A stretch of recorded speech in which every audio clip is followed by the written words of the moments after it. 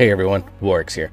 So MDI is coming up this upcoming weekend as I post this video. It's the 16th of February when I'm recording and posting this. MDI starts, I believe, tomorrow or Saturday. I think it's Saturday, the 18th of February.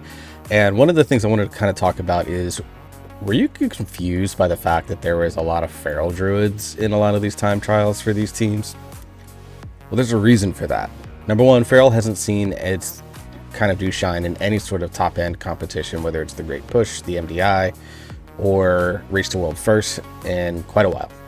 It does see play in PvP. It's always been a pretty good PvP spec, but for the most part, we're looking at PvE aspects. It's never really gotten a lot of shine. So when all of a sudden all these time trials from these teams started showing a feral druid is one of their main character choices, it definitely kind of took a lot of people by surprise. So we're going to look at a group like Monka. As you can see, they did a couple of 21s in under 13 and 12 minutes respectively on these. And you can see Maystein here, who's, listed right now as a balanced druid, but played feral and did some balance in these keys. But a lot of these groups did have feral druid going through, as we look at, for example, Perplexed with Wolf Disco, feral druid. And we look at Donut. They didn't run one here with Yip and Timber and things like that, but feral druid kind of made its presence known. Here we have Skim played balanced druid, but feral druid kind of made its way into a lot of these. That's my camera app, guys. And what I wanted to do is kind of explain why feral druid is seeing play in some of these MDI keys, and what are the reasons that feral is kind of going, kind of seeing play, and will we see it in the MDI itself? So what I'm going to do first is kind of look at this talent build. Now, this is kind of like a standard build. Obviously, there's going to be some small tweaks. For example, Brutal Slash over Wild Slash. This is probably going to be seen a lot. And then there's going to be some other small personal tweaks. You might not see as much, like Innervate Nature's Vigil. You might see more like Minute Roar, Heart of the Wild. You might see Hibernate come into play for a few things. You might see a little more defensiveness like Matted Fur. So there's some small talent tweaks that'll happen, but in general, this is the basic structure of the build. And the feral AoE damage is quite high, and it is actually very good in both burst and sustained scenarios. And we're going to kind of talk about why here. So there's a few things that kind of play into it. First off, Primal Wrath. Anyone that's a longtime feral player knows that this talent is very good at making it so that you are able to get rips out on many targets all at a time. Now, this is a new talent. I'm going to move this camera, actually. There we go. Now, there's a new talent called Tear Open Wounds. So Primal Wrath consumes up to 4 seconds of rip damage on targets it hits and deals 70% of it instantly. This gives feral some long-standing burst AoE damage that it has been missing for quite a while. And it allows for you to be able to, with proper timing, get a lot of burst damage out without losing much, if any, bleed up time, and not making it feel bad for you renewing your Primal Wrath, especially in situations where you're kind of spamming it. A smaller facet to this Double Clawed Rake allows you to get your main bleed rake out to multiple targets at a time, so your tab targeting is a lot less. And the second rake also is smart and applies it to a target that doesn't already have rake, if there is a target that doesn't have one. Some other things to keep on lookout for in terms of this build and why it's so good. Number one, Dreadful Bleeding, of course, makes rips damage better. And then we're going to look at Rampant Ferocity and Apex Predator's Craving, and to a lesser extent, Lion Strength as a result. So what Rampant Ferocity does is allows Ferocious Bite to hit all enemies affected by your rip for 35% of the damage dealt, and it is reduced beyond 5 targets. So I think it is soft capped at 20, but does reduce beyond 5. Now, this actually got buffed in 10.0.5 from 25 to 35%. So this talent is actually even stronger in AoE than it was before. And when you combine that with Apex Predator's Craving, where rip damage has a 4% chance to make your next Ferocious Bite free and deal the maximum damage. Now, when we're talking about maximum damage on Ferocious Bite is a base cost of 35 energy. But if you ramp up to 50 energy, then you actually will deal increased damage. So there's a lot of like pooling of resources that's been going on in Feral for quite a long time. And so when it talks about doing maximum damage, it makes that free Ferocious Bite deal damage as if it had 50 energy stored and 5 combo points. So what this does is this creates a really interesting cycle in AoE situations where outside of cooldowns, you can sustain your rip damage really well, and then you just, anytime you get an Apex proc, you use Rampant Ferocity to be able to get that free bite off. This is where Lion Strength comes into play. You are going to see some Blood Talons probably being played, but I prefer Lion Strength in this type of setup, just because you don't have to cycle your Blood Talons in order to get the damage increase. It's just a flat, always on 15%. And so because you're doing a lot of bites and you're doing a lot of Primal Wrath, which is impacted by the rip damage increase here, you get these really big windows where on a fight like, for example, Overgrown Ancient and Algathar Academy, you get quite a bit of damage. Like I can't remember the last time that I lived the fight and didn't do triple digit or 6-digit DPS. So what I'm going to do real quick is we're going to go fly into the Cleave training dummies here. Now this isn't going to be obviously the best case. It's 5 targets, which is perfect for like Primal Wrath and things, but it's not going to be like a big case where like you have Overgrown Ancient or even some of the pulls that you're probably going to see in Ruby Life where there's just so many kicks going out that that you're going to end up kind of finding a way to be able to do that. Some other reasons that Feral, before we get into the rotation, actually let's do the rotation, then I'll talk about other reasons that Feral is seeing play. So on a typical AoE rotation, you obviously want to start out of stealth as much as humanly possible. It sometimes is difficult if you're like fast chain pulling and you're basically trying to speedrun the dungeon. But you're going to open up, you're going to cleave, and then apply to all targets. As you can see, I got 5 combo points. Then you want to get all your dots going, and then you swipe, and you can see we're going there. And this is pretty much all the rotation is. So you want to go 4 seconds, then you cleave. Now, one thing that isn't happening right here is, there it is, you get an Apex proc. So I'm going to refresh Primal Wrath, use the Apex proc, and you can see, like, I'm not even in combo points. I've kind of gotten unlucky. I'm doing it a little bit slow. I'm not playing to, like, the max potential.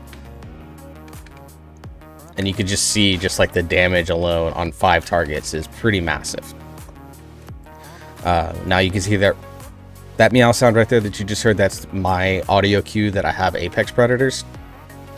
So that's why you hear that a lot if you watch me on my stream when I'm playing Feral. Although that's going to be happening a little bit less because I'm being asked to change mains for raid. But basically because of that, you can see just on those, you know, I did 83 and that was after walking away from my dots still ticking. So just on 5 targets, you can see the massive amount of damage that happens. And if you look at the damage breakdown, you can see tear open wounds, it's, you know, 9%, rampant ferocity is doing 6% of damage, and you can see like the rake dot is doing a lot, the rip dot obviously is doing a lot. And so the spec just has really good burst damage, so if you need stuff to die quickly, you know, Primal Wrath with tear open wounds allows for that to happen along with Apex Predators.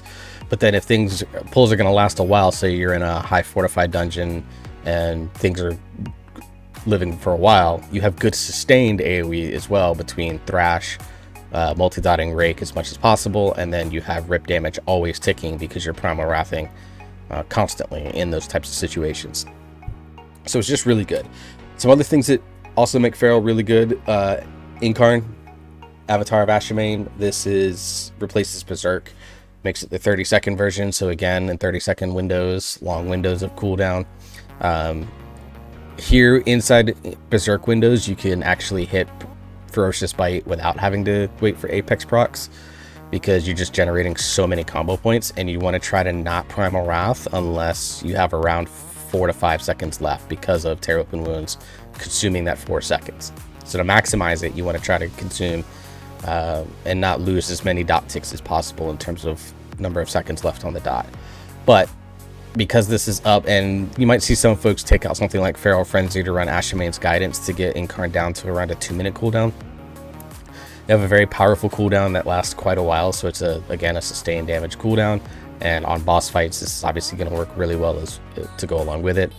This build does have some decent single target built in because you're getting infected wounds. Obviously you have good Ferocious Bite with Taste for Blood, so you want to maintain as many bleeds on the targets as possible, which is why Rake, Thrash, and Rip are all very important to maintain. And then you're also going to have really high uptime on Tiger's Fury, which is your sort of main cooldown. Has a 30-second cooldown, gives you 50 energy, and increases damage by 15%. Predator makes it so that you get 5 additional seconds on that, so it's now 20 seconds. And then you're also getting resets anytime a target with a bleed dies. So on trash packs, you can constantly keep your energy up by using Tiger's Fury, and you can constantly keep the buff up by always pressing it when you get the reset. That's why the talent like this is also very good in AoE fights in Raid as well, where there's intermittent ads. Think like Aeronog, for example, where you have the ads come out on all difficulties. This allows you to get quick Tiger's Fury resets so you can push more damage onto Aeronog. They also have really good cycling defensive. So you have Bark Skin, come down here, Bark Skin, which is on a 1-minute cooldown, and then you have Survival Instincts on a 3-minute cooldown. So you have a couple of different ways to be able to keep yourself alive, and you can rotate them basically as much as humanly possible. Mythic Plus, I'm pretty much always using it if there's like a hit coming. I always, you think of something like, for example, Veximus, where you have the arcane bombs and stuff like that. Like, I'm always bark skinning those if you're having to soak. Look at something like Ruby Life Pools, where you get the flames on the final boss, or you get targeted with get targeted with the flames that fall on the ground, the flame patches. You can Bark Skin or Survival Instinct stats to help reduce the damage, help your healer out. They also have pretty good sustain. Predatory Swiftness guarantees basically that after you use a 5 combo point finisher, that you're going to be able to get your next regrowth for free. Combine this with Renewal, which is a 1.5-minute cooldown off GCD, 30% maximum health heal, usable on all forms. Regrowth, because it's free, castable on all forms. You have that going for you. You might even see some builds maybe do something like Reject Typhoon if the dungeon requires for it, and skipping these 2 talents to shrink down to 1 talent to grab Improved Sunfire in order to get down here, so that they can grab Protector of the Pack, where you store up to 5% of your damage, so that you can basically increase the healing on yourself as well. So really, really good sustain. If they really get into a spot of trouble, you have Iron Fur in bear form for the increased health and armor. You're also taking in just a passive 6% damage reduction. You have Movement Utility and Stampeding Roar, which is very niche in Mythic Plus, but I think it's going to be fairly useful in terms of transferring pack to pack. So overall, the spec just has a lot. Of course, it is your Mark of the Wild, which is one of the biggest buffs in Mythic Plus, because it gives 3% versatility. So 3% versatility, it's a lot of stat, basically. To go with it. And of course, it's a battle res candidate. If you're not running a lot of groups have been running Unholy DK, that's a battle res candidate. But if you don't have someone that wants to play the Unholy DK, or they feel more comfortable on Feral, then Feral is now your battle res candidate. So they just have some really good utility. They also have decent mob control. Again, they can get Typhoon, that allow you to do knockbacks, with like knocking things out of Sanguine, for example. They also have Ursol's Vortex, which is a good helpful kiting tool, or if you're trying to keep mobs in place that try to spread out. So think of mobs that leap like the Mana Sabers and Court of Stars. You have those. You also have things like a lot of the mobs in Nokid around Granith, either like to jump out, or they try to spread away. It's also useful on things like the boss itself. When the ad comes through to try and disable the harpoon, you can Ursol's it to keep it in place. You also have Stampeding Roar as a group Incap Roar rather, as a kind of spread AoE stun. So you can use that to stop things like the Imp cast in Court of Stars, for example. You can use it to stop the Rally cast in Nokid as another example. Just a lot of different ways that you can contribute to the group overall. Feral, I think, is in the best spot it's been in AoE ever, at least in terms of my time at the game. But hopefully this kind of helps you understand why the spec is being played a lot by these MDI level teams, and why we're probably going to see it quite a bit in the MDI setting itself. Does this guarantee that every team is going to run one? No, I think there are plenty of other DPS specs that are actually really good. Unholy DK, as mentioned before, is really good. Rogues are obviously always very good. They bring a lot of the same level of control and have very good sustained damage. I think even in the range casters, you're seeing things like Warlock is going to be, I think, probably show up a couple times. Mages might show up a couple times because mages are always there. Mages always find their way into these high-end group comps and stuff. So I think that you're not going to see ferals in every single comp, but I think you're going to see them in enough comps that, you know, it's going to pique people's interest as to why the spec is being played. And hopefully this video kind of shows people that are not familiar with feral why the spec is being played and why the spec, I think, is going to shine a little bit this upcoming MDI weekend when Group A starts. And if we don't see it in Group A, I'm pretty confident we're going to see it in Group B or C. Like I said, Maystein from Perplexed, I think, is in Group C.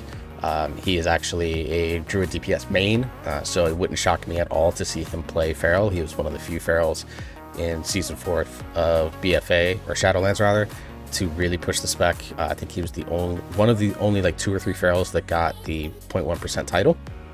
So someone like Maystein, you're probably going to see him play feral, and then there's quite a few other players that I've been looking at the rosters that I know can have a feral druid in their back pocket as needed.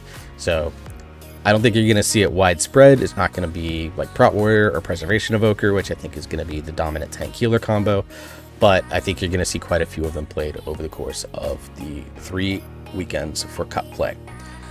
Anyways, guys, that's the end of the video. If you appreciated this content or like this content, make sure to like, share, subscribe, all that fun stuff. You know the drill. It's YouTube. Everyone says it because it really does help metrics and things like that.